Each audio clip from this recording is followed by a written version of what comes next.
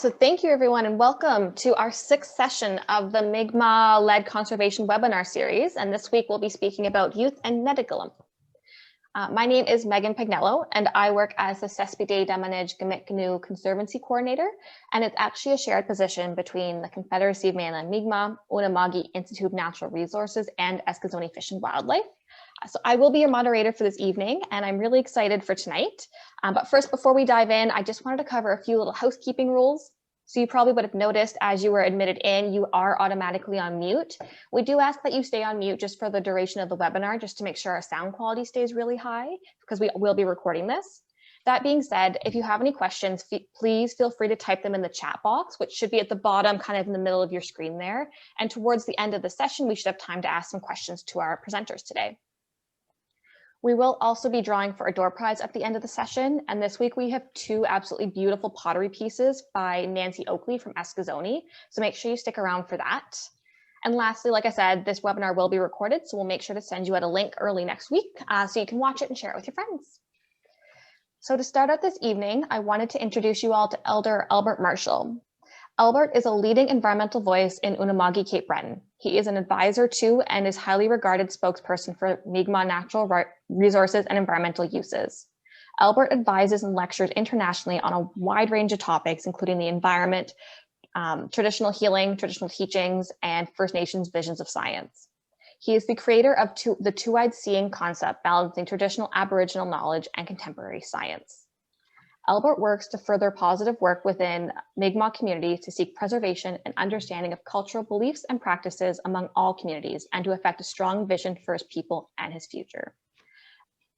Albert, it's an honor to have you join tonight. And can I pass it over to you for an opening prayer? Yes, thank you very much. Kisuk. Amiskada melwi Wela'liek ladan kitlarante jiku nago kisko kisigina. Wela'liek melwi kitlarante si boloti taitiko ontaoti kisigina. Wela'liek melwi kitlarante si ko kisbenegina. Afkitantel khamasalo si anteloti. Wela'liek melwi kitlarante si ko kisigadu kan wala bedame. Wela'liek melwi kitla Nuchine naguset. Kitantel gisaro sit khamos kani wal bedega ni ko.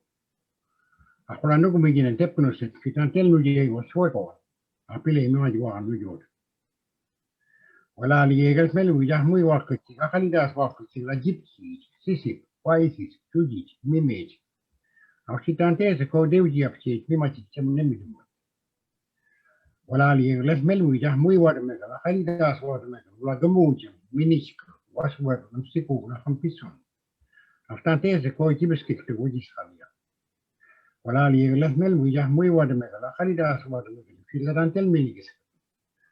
Filagit pesan, san, wajusiko, bawip, halokula holigis. Today, we'd like to thank the Creator. Creator, I come before you in a humble way. I thank you for this day. I thank you for the 4 directions and the 4 winds. I give thanks for allowing me one more day to walk upon my mother, the earth. Creator, I give thanks to Mother Earth. I ask her to continue to sustain me in all other life. I tell her one day my body will return to her. Creator, I thank you and give greetings to Grandfather Sky. I give thanks for the warmth Father Sun brings as he travels from the east to the west. I give thanks for the light that allows me to see the great beauty of Mother Earth. Creator, I thank you and ask you to watch over my relatives, the 4-legged. I give thanks for all they have taught me and my ancestors. I give thanks for what they have given us. Creator, I give thanks for the birds, the winged ones. I give thanks for the beauty and songs that they bring. I honor the trees and the healing plants and herbs that hold so much knowledge of life and are our guardians. I give thanks for all they have taught us, and still today they continue to teach. Grandfather, for the water, the giver of life, I give great thanks indeed. I give thanks for all that is on, above, below, and upon Mother Earth. Creator, my most humble prayer is for the two-legged, the human beings. They are out of balance and need to return to the old ways to find love, harmony, peace, and spiritual awakening. I ask you, Creator, to reach down and touch our hearts so that we can all live a good life before this pathway of life is no more. Creator, energies, accept my love. Contribute to walk with me upon this pathway and help me in my work. For it is the work of every living being to help and to love each other. We give great thanks indeed, Wela'liek. Wela'lin, Albert, that was beautiful, and thank you for starting us in the right way tonight. And with that, I would now like to introduce our two presenters for this evening. So Nadine Lefort is the Communication and Outreach Manager for Unama'ki Institute of Natural Resources. She is of settler Acadian heritage and has a background in ecology and environmental education. Nadine has managed environmental education and outreach programs across Canada, from British Columbia's Great Bear Rainforest to her home in Unama'ki. Nadine's current work is about making Mi'kmaq ecological knowledge accessible and applicable in different scenarios through a two-eyed seeing perspective. One thing that Nadine does at UINR is oversees the Nikani Awtiken, you'll have to correct me, Nadine, when you come on, summer camps. She's played a role in its growth since the camp's beginning. In addition to her work with UINR, Nadine teaches environmental science courses at Cape Breton University and facilitates workshops on reconnecting with nature with Hike Nova Scotia. She spends lots of time puttering in the forest, on the beaches, and in her garden with her family. We're also lucky enough to be joined tonight by Tracy Marshall. Tracy is from Wela'liek First Nation. She's an active member of CEPI Youth and currently the youth coordinator for CEPI. She's a member of the board of directors for both the Center for Local Prosperity and the Bredore Lakes Biosphere Reserve Association. Her commitment to the environment started as a child when she learned about the melting ice caps. She was concerned for polar bears and has been an activist for the environment ever since. Not knowing where to start, she just stopped littering and encouraged friends and family not to do so as well. And the rest has been a ripple effect. She works with the Center for Local Prosperity to collaborate written transcripts of Elder Albert Marshall's teachings, and she has organized a youth retreat and a thinking retreat. She's working with CBC to produce a story on two-eyed seeing in action. Tracy is currently working towards a degree in environmental science. She lives in Wela'liek with her son Colton. They like to eat random plants in the woods and hope they don't get sick. So with that, I would like to pass it over to our two presenters. Thanks so much, Megan. Thank you, Albert, for opening us up. As Megan mentioned, I work with Unama'ki Institute of Natural Resources. I'm the Communications and Outreach Manager. And everything that we do at UINR, all projects that we work on, they all reflect the values of Netukulimk. So all of the work that we do really reflects Netukulimk. And we express that through all of that work through a two-eyed seeing perspective. And really, UINR represents the 5 Mi'kmaq communities of Unama'ki. And our work also represents Unama'ki itself, like the work represents the lands and the waters. For the past 20 years, 22 actually, we've been looked at as the Mi'kmaq voice on the environment. And a little over 10 years ago, 2 things became really clear to us. One, that we really needed to engage youth in our work. So they needed to know what we were doing, why we were doing it, how we were doing it, and how they could participate. And really, we needed to know how we could help them prepare for careers in a way that would help them to reflect those values of Netukulimk and two-eyed seeing. So allowing them to be themselves and confident in their culture and those values of Netukulimk and two-eyed seeing, bringing those values into whatever careers they chose to do. And the other thing that became clear is that we needed youth input on the environment as well, and their concerns about the environment. So we needed that input to know how to best reflect that in our work. So our work is on behalf of and for our communities. And so from that, we developed 9 years ago, we developed our first summer camp.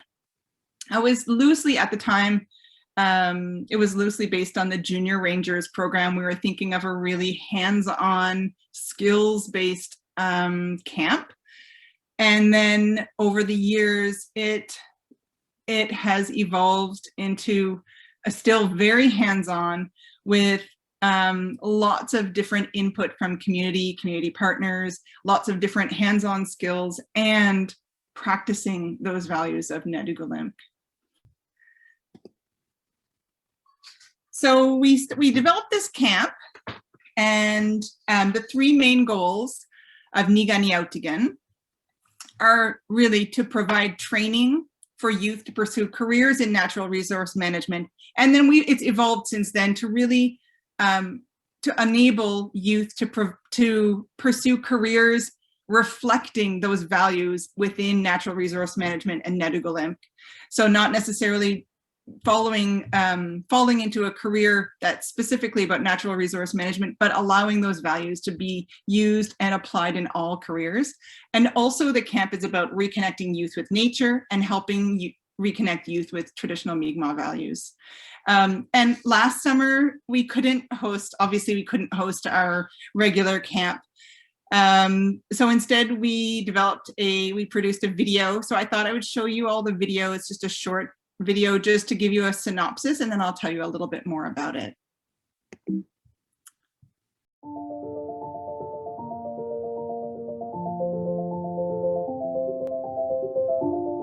Being Mi'kmaq is an important part of who I am. Nikani Awtiken helped me to nourish this part of myself, and now I feel confident to learn about anything. Nikani Awtiken is an annual 8-day-long summer camp for Mi'kmaq youth that focuses on gaining skills and understanding of natural resource management and traditional Mi'kmaq knowledge. Camp made me stronger as a Mi'kmaq person. How we think and like our past and our present and what we could do about the future. Our elders express concern that if our youth don't understand their relationship and responsibility to the natural world, then our culture and way of life will suffer. Helped me connect with the land and my culture and what my ancestors had to do for food and medicine and how to pick it. We developed Nikani Awtiken, a camp that highlights traditional knowledge, provides skills in natural resource management, and helps create a path for careers for Mi'kmaq youth. It felt really good. That's the only place I feel like I could be myself for being native and doing native stuff.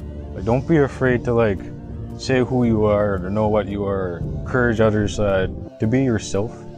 With the help of our community partners and traditional knowledge holders, we teach science and traditional knowledge together and help to grow community leaders in two-eyed seeing and sustainability. People stepping outside their comfort zone and kind of giving themselves the opportunity to grow and learn. It was just fun. Probably the best part about it. We look forward to seeing you at the next Nikani Awtiken camp. There's no telling where the path will lead you.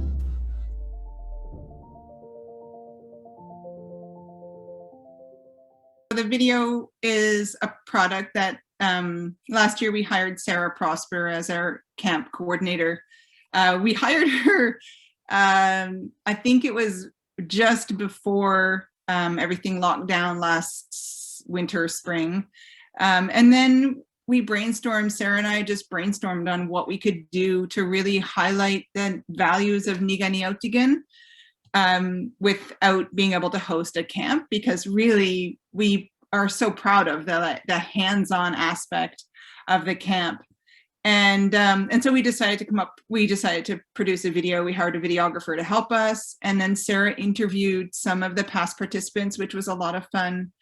And it ended up being perfect. That it was like a moment for us to take a step back, reflect, do some evaluation of the program, hear from a lot of our past participants, and then work toward this summer. And this summer will be a bit different as well. Anyway, I'm going to show you some photos from years past. So this would have been our 9th year. We had 7 successful summers, and last year was to be our 8th, and this year would be our 9, or will be our 9. We'll have something this summer.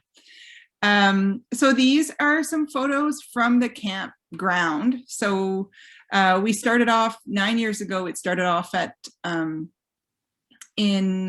Carter in St. Peter's, and right on the Bredore. And then a few years back, we moved to Camp Rod, the Wegoma Community Cultural Events camp, just in Orangedale. And so some of these pictures are on the site. So just some beautiful wigwams set up, and then some talking circles, some archery practice, some canoe practice, and setting up the youth set up and then participated in sweats. And for most of them, it was the first time they'd participated, definitely the first time that they had participated in setting up. And then for many, it was the first time they'd participated in a sweat. And then for the canoeing, one of the training that we do boat safety. So they do the official, like they get a certificate, they do official boat safety training. We do first aid training as well, and WMIS. So they get to add a little bit to their, bulk up their resume a little bit. And let's move forward here. So here, this page is all, this is usually our full day activity. Usually we do a little bit on eel, Mi'kmaq ecological knowledge and eel biology. And we talk about eel as a culturally significant species at risk, and talk about why they're at risk and why they're culturally significant. And then they spend the day making eel spears with Carrie Prosper, and usually a handful of others. Maybe Terry Denny will come over and help for part of the day, and Joe and Judy will help out too. It's really a great day. And the youth, it depends on how many helpers we have and how much supplies, but some years each of the youth go home with a spear, or some families or communities. We usually try to get at least one per community to go back to the community. And here the participants are working with some UINR and some DFO staff doing water samples, and the two images on the outside, they threw in a seine net and then pulled in and were identifying whatever they found. So really some hands-on technical, like data collection experience, species identification experience, just getting their feet wet, literally, and having a lot of fun while doing it. On the left, they're doing some forestry, so learning about forestry in general, what foresters do, what tools they use, what they're doing. In the middle, they're looking at moose skulls with Terry Denny. And on the right, that's one of the hikes that we did to Glooscap's Cave. So they hiked, and along the way, Lawrence Wells told stories, and we talked about the natural history of the area, as well as the cultural history, the stories, the Glooscap stories, and then have a nice lunch down below. And then some of these photos are of working with community partners. So we usually have a day where people come in and tell the participants about what their organizations or initiatives are working on. Usually we have some hands-on, like in the Coast Guard rescue boat. So they got a little ride in the Bredore. And on the right, there are some images of some crafts that they do. So really a wide variety of activities throughout the day. It's an 8-day long camp. So really, with a full week, a little over a week, there's lots that we can cram into the days. I couldn't settle on fewer images. They do so much when we go to the Highlands. Usually we go to the Cape Breton Highlands National Park. We have a great partnership, great relationship with Cape Breton Highlands National Park and with Parks Canada in general.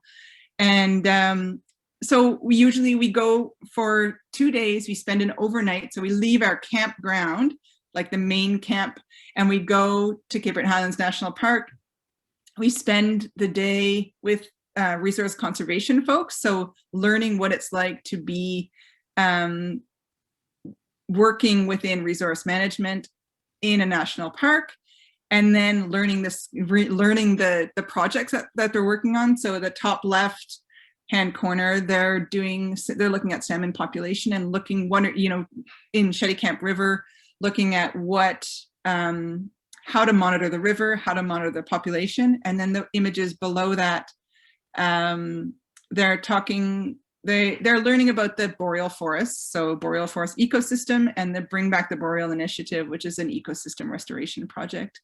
And they planted hundreds of trees, and then some of the images of them monitoring the trees. And then they also were monitoring other species that were in the area.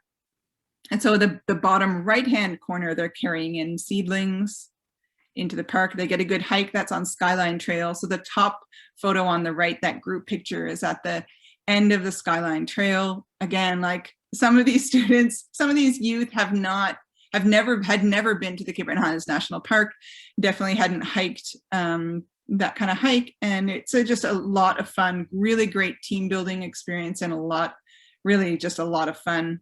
And then because we stay overnight, Parks provides us with tents. Some of the youth have never tented, so we set up tents, we camp out overnight.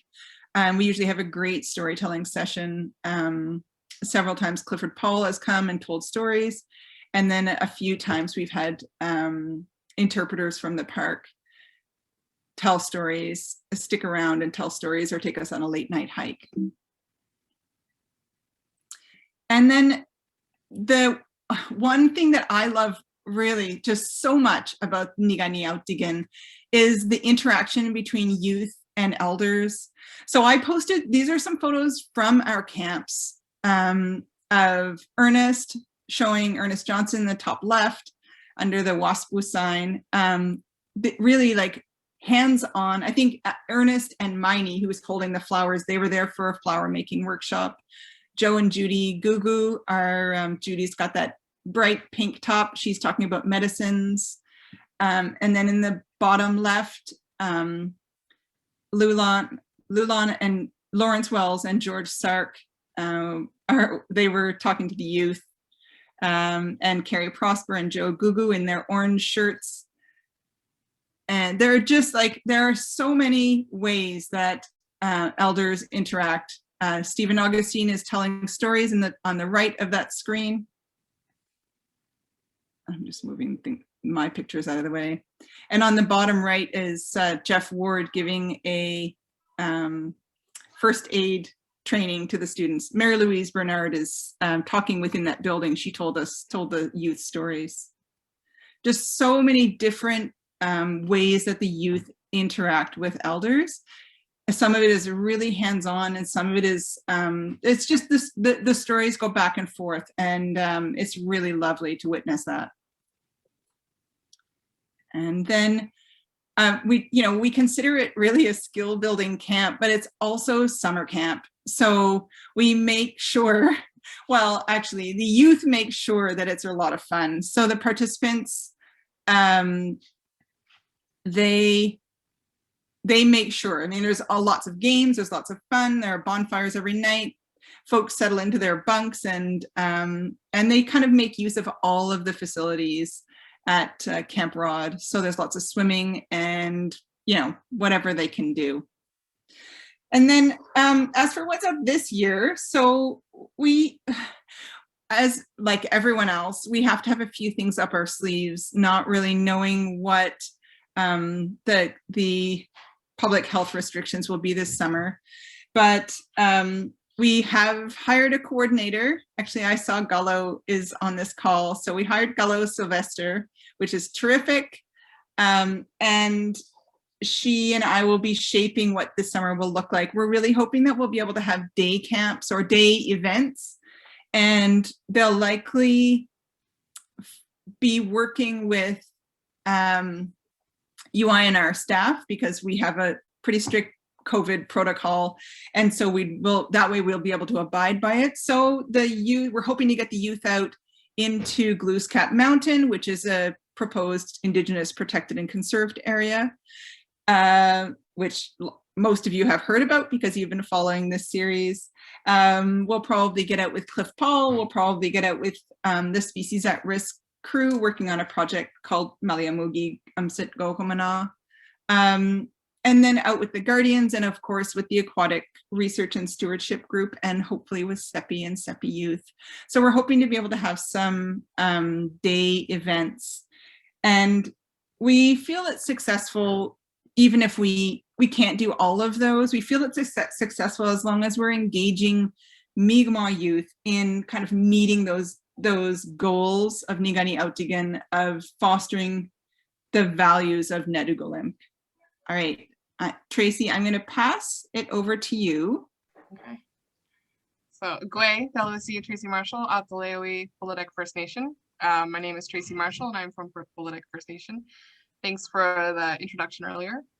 Really appreciate it. I'm going to start off really quickly just to give a brief idea of what CEPI is.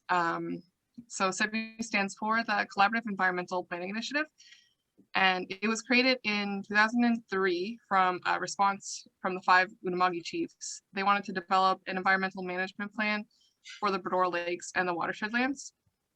Stakeholders from around the Bredore Lakes are involved with CEPI, including federal, provincial, municipal, and Mi'kmaq governments, industry, academia, and NGO representation. Next slide. So CEPI has a set of guiding principles, and these guiding principles influence how decisions are made. They live up to the spirit and the intent of the charter, which calls for understanding, respect, cooperation now and into the future. The charter states the purpose of CEPI is to develop an overall management plan for the Bredore Lakes watershed ecosystem. The objective is a balance of environmental, social, cultural, and institutional objectives to be pursued to ensure the health and sustainability of the Bredore Lakes watershed ecosystem. And the vision is to lead a unique collaboration of partners that incorporate both traditional, Mi'kmaq, and Western perspectives in order to foster a healthy and productive Bredore Lakes watershed ecosystem. So you'll see this charter in many environmental organizations' buildings. You'll see it at CBU and at NSCC. It's kind of a little bit all over the place, and it includes signatures from all 5 Unama'ki chiefs and other representations of different governmental organizations. Next slide. The guiding principles are here, and you can see them more in depth on the website, but they're basically, we are a part of nature, not the owners of her. We will assist in healing previous damages. We will consider the impact of our present actions on future generations. We will pay attention. We will cause no net loss of habitat. We will work together, and we are accountable. Next slide. So Charlie Joe Dennis brought the question to Dan Christmas, and the question was, after a lot of graduates came out of Eskasoni, he said, what do we do with all of these graduated youth, and how do we help them? So in 2015, 2016, I was a student at NSCC in Port Hawkesbury, taking the Natural Resources and Environmental Technology program.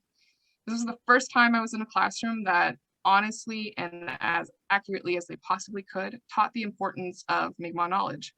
My instructor was Wela'lin, and he is an incredible person, and was one of the very first instructors that I had that made me feel like Indigenous knowledge was just as, if not more important than what was on the curriculum. The summer after my first year, Wadi called me and asked me if I wanted to be a part of something.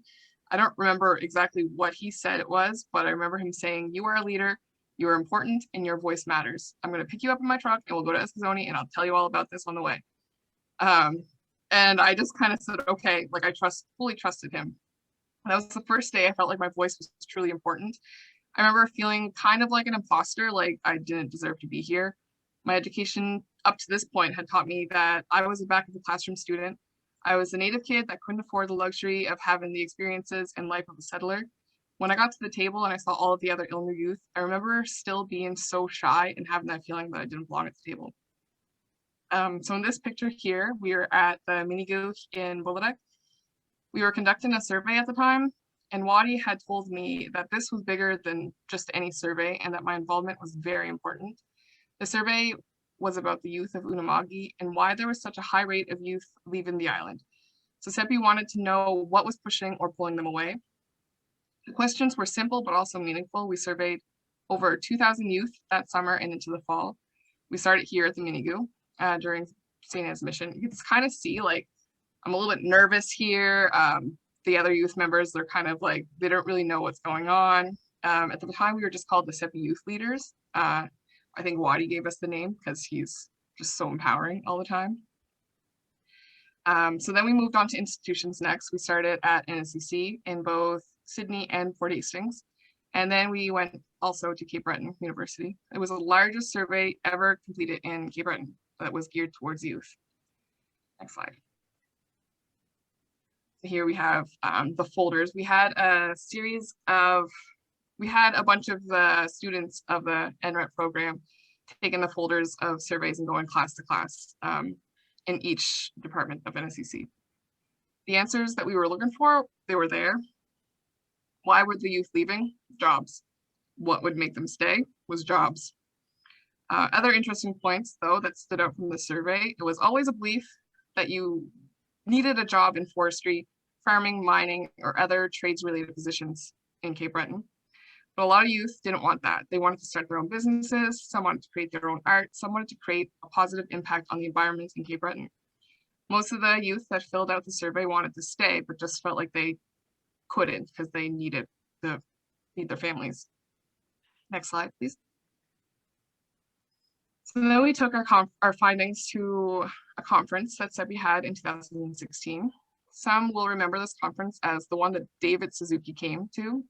I got the opportunity to meet him very quickly, and he's a very busy man, very straight to the point, and just wants to get things done. After our presentation at this conference, most people were buzzing about our findings. People continued to talk both on and off the stage about what we had talked about.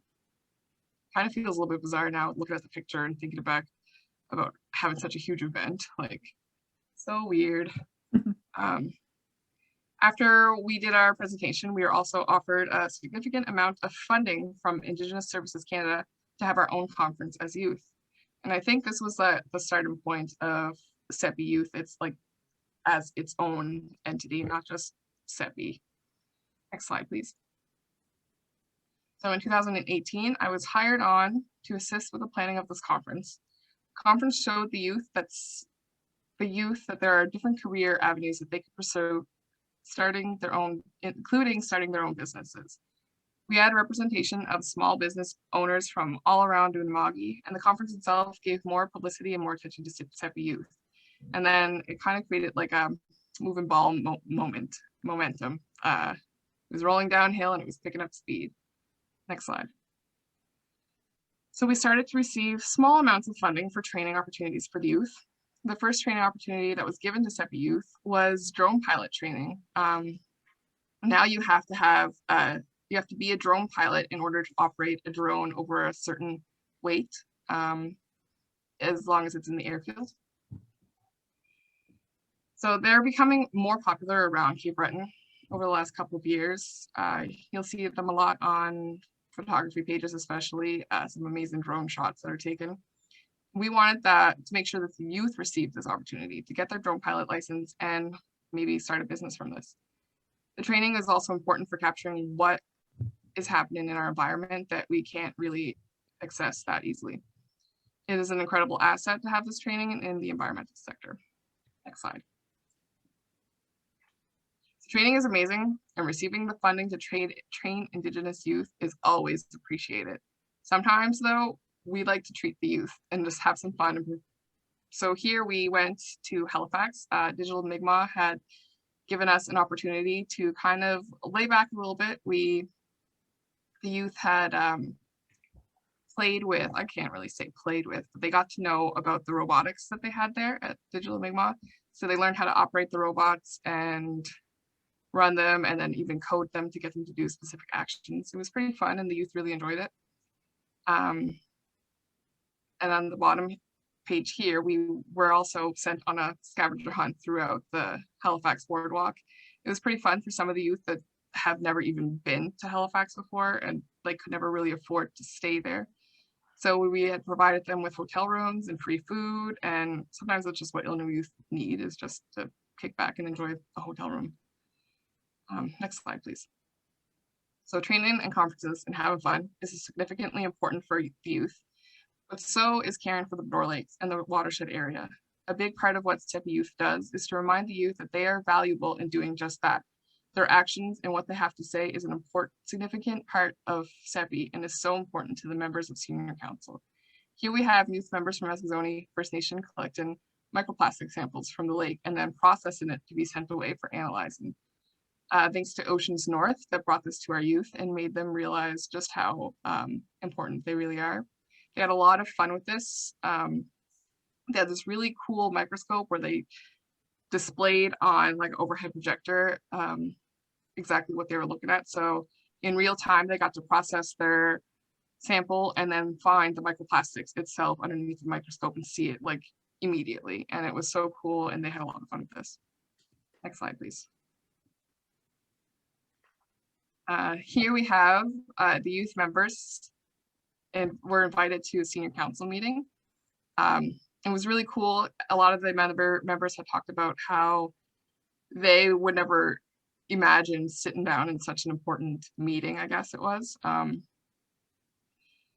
it was, they just liked to be there, and the senior council were very grateful and very happy to see so many young faces in the crowd. I think there was almost a third of the attendees at this meeting were youth members. Next slide, please. So this was at the Bredore Lakes Biosphere Reserve Association Climate Adaptation Change Forum. I do believe that's what it was. So this forum included members from all UNESCO biosphere reserves across the nation, and attendees were very grateful and happy to see and hear the youth faces and voices. Again, the youth were just extremely thrilled to be invited to such an important event. They, their voices were heard and inputted into the guidelines, actually. So a set of guidelines was created from this forum that were sent to all of the UNESCO biosphere reserves across the nation, and youth input was included in this. Next slide, please. Here we have, we did a small campaign to potentially introduce a recycling program to the Wela'liek St. Anne's mission. Youth were concerned about how every year for St. Anne's mission, for those of you who don't know what it is, it's a gathering that happens annually every year in Wela'liek First Nation, where people go to mass over a number of days. So youth were concerned with the amount of trash that was piling up. So we had written letters and had a few donors donate blue bags and clear bags, and then we distributed them to the campers who were on the island. And then we also painted these bright orange cans to bring awareness to the fact that cigarette butts are plastic, and we do want to keep them out of the lake as much as possible. We were very happy that even, I don't think very many people used them, but some of them did get filled up quite a bit, and some people ended up taking them right to their cabins. So that was really cool to see too. Next slide, please. So last year with COVID, it was kind of difficult to do anything, well, impossible really. So we had launched a series of campaigns. Here we have a couple of illustrations that I had drawn for a species at risk campaign. We just kind of wanted the youth to know more about the different species around the Bredore Lakes, including the ones that are at risk of potentially not being around anymore. So we wanted to bring some more awareness with some beautiful art. Next slide, please. So here we have a couple youth members, one on the very young spectrum. I think he was 2, or not 2, sorry, he was 4. And we don't usually have youth members at this age range, but it was really cool to have them go and pick up the trash in their yards and in their ditches, contribute to better in the environment around them. This young lady here had picked up the trash on her entire road, and just, it was incredible to see one child do so much work. Next slide, please. And here we have Sarah Prosper, who was actually the camp coordinator last year for Nadine. And we also have CEPI youth members operating ROV, which is a remote remotely operated underwater vehicle, right? Yes. This was really fun. This was a really good day. It was raining, but the youth members who attended were very happy to be there. The controller is just an Xbox controller, so it was really easy for the youth members to operate that because most youth are playing video games anyways already. It was really fun. It was really cool involvement day. It was just another opportunity for the youth to get out there and see what other opportunities are in the lakes for potential future jobs or career paths. Next slide. And that's it. Right now we are figuring out still what we are doing with COVID and CEPI Youth. Many of the things we do are still online. We do have plans for smaller events. We do want to do more microplastic workshops around the Bredore lakes just to get a better idea of what's going on in the lakes when it comes to microplastics. Yeah, that's pretty much what we've been up to. Thank you so much, both Tracy and Nadine, for that. Now, we do have a few minutes for questions, so if anyone has any, please write them in the chat. Just looking at the chat, we do have one question from Elena Syllaboy, and I think it's for you, Nadine, about the camps. It's, do the youth need to be from Cape Breton? Usually, so the short answer is no. They do need to be Mi'kmaq youth. They don't need to be from a specific community. We have said that we give priority to Unama'ki youth, but in the past we've had requests from youth from off island, from mainland Nova Scotia, and we've made space for them. So usually we have enough space for 28 youth. We always have about 100 sign up. And then as the date gets closer, the list gets shorter because they're teenagers and have other priorities in the summer, and things come up and they want to go to Maine, or they have some other opportunity to travel, or things come up. And so then that number always comes down, and then we open up the spaces to other people. So yes and no. But yeah, we have had people from, we've had participants from Halifax and from Millbrook and from Bear River and from Bottingek. I know of those four. But for the most part, we open it up to Unama'ki youth. It's free for the youth. They have to be able to commit to being there for the full time. It's not like a drop-in camp. Or they have to make arrangements if they need to leave for a specific reason, but it has to be a solid reason. And so we fund the camp so that they don't have to take on that expense, but then they're taking on the responsibility of being there for the full time. All right, thank you. There's a couple more questions. So Haley asks, have many of the youth who've done the summer camp program ended up pursuing careers in conservation or natural resources? Actually, I made a little note that I wanted to tell folks. So the last camp that we held 2 years ago, Sarah Prosper was our camp coordinator. And then we had so we usually hire 3 or 4 other counselors for the camp itself. We always hire a coordinator to organize things. And that year, she hired 4 counselors. So there were 5 counselors in total, and 4 of them had been past participants, which was like the dearest thing to me. Just like solid, including Sarah, solid leaders, really. And then they understood the content and the context of the camp and could just be fantastic leaders at the camp. And then in terms of if they're pursuing careers in natural resource management, I know of several who have participated in the program at the NRET, the Natural Resource and Environmental Technology program that Tracy mentioned. I know of several who have studied there and then gone on. I'm not sure if they've sort of found work yet, but some have. And then there are others who are in university now or in college. And really, I think we've shifted from definitely wanting to see people in those natural resource positions and wanting to see people bringing those values of understanding natural resource management and Netukulimk and the values that sort of reside in that into whatever they're doing, whether they are teaching or whether they go into sciences or arts or whatever, or business. I mean, we'd love to see all those values in all aspects of our society. So we're starting to see people like youth recognize how they can put those into play in their studies and into their career. And then one last question. What is the typical age range for youth for both the camp and for CEPI Youth? So CEPI Youth is typically the late years of high school, so 11, 12, and then going into college and university. It's almost like where some youth don't really know their plans on their career, and there's like this insane pressure to have that plan ready and done as soon as you're finished high school to go on to wherever.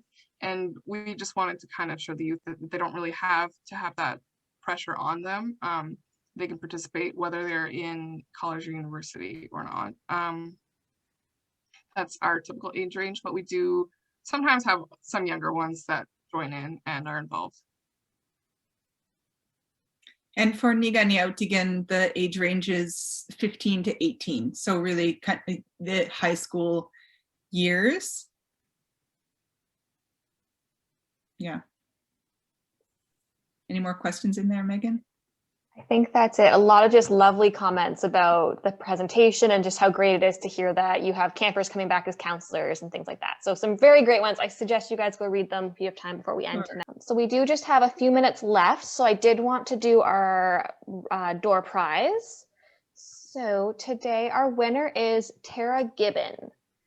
So if you just wanted to send me a private message over Zoom just with your email address, I will reach out tomorrow and we can arrange to get that shipped or delivered to you in the next week or so. And I just want to say thank you again to both Nadine and Tracy for joining us tonight and leading such a great conversation. And thank you to everyone who was able to join us. I do just want to remind everyone that we have one last series in our Mi'kmaq-led conservation webinar sessions. So in 2 weeks, we'll be speaking about the Earthkeeper network that's being developed across Nova Scotia, and we'll have Hannah Martin and Charlotte Denny joining us. So definitely keep an eye out for that registration link. I'll send it as well when we post it and everything like that.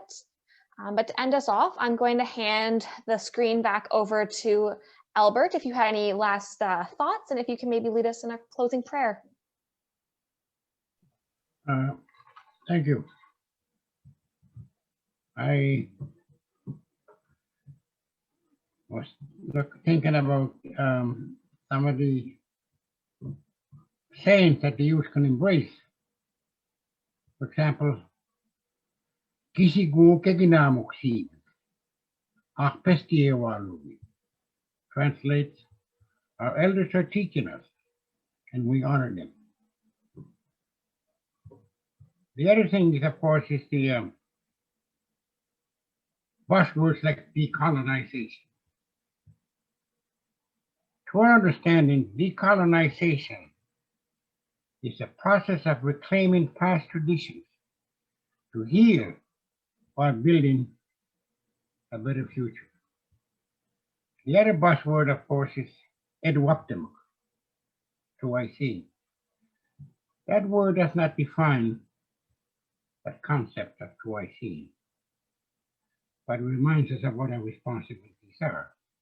And the central to 2IC is the notion that knowledge will transform the holder, and that the holder bears responsibility to act on that knowledge. Because 2IC is an action-oriented concept. And with that, I like to say, Isulk, Wela'liek, kilade jiguluk na mawiyong kisig na muye. Wela'liek, kilade jiguluk na kidaswang, goswang, kisig na muye. Goswang da nebideke na nebideke na ham, aginamog. Eramule ne melu jigin na muye na tese kulodi, rajikodi, montakodi. Ram kisma pidades na apoktik nago. Siewis kotes na. Ang kisti mawiyabako na modas na no fawtigi. Ang kisia wata, kisa spedita, Akistet Parota, Rosit Hamu, Tanegamo Puktalidas. I just like to thank the Creator for bringing us here together, for giving us a good mind, good heart, and good words. And we ask the Creator to give us more time and gifts to continue the work that is before us, because it's incumbent upon us at this point in time to prepare this generation here, not only to prepare themselves to be able to sustain themselves, but always to remember who they are, where they come from, and always honor the spirit in which country they were born into. And with that, I'd like to thank you very much. Thank you for having me. Thank you, Albert. Colin. Yeah. All right, and thank you, everybody. Have a great evening. Well, thanks everyone for joining. Malthus.